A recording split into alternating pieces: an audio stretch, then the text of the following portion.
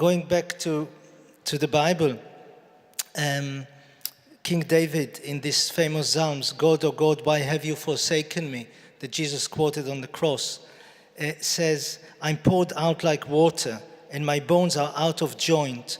My heart melted like wax. It melted into the midst of my bowels. So another ancient reminder that a lot of stress goes into the bowel, and this is actually the embodiment of abandonment. This is what we feel when we are abandoned. And if you need to take one message from my lecture is, don't leave your patients alone. This goes back to this experiment that Henri Levory was a French psychiatrist. Actually, he was a French surgeon, but he was very interested in psychology and psychiatry. He discovered the influence of chlorpromazine. And he took mice, and we share 90% of our genes with mice.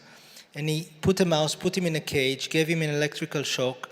The door of the cage was open, the mouse escapes, nothing happened to it. So if you can escape from a difficult situation, you're fine. If our patients could escape from their inflamed bowel, they would be fine, but they can't. But if the mouse escapes, nothing happens to it. Then they took the mouse, put him in a cage, closed the door, gave him the electrical shock.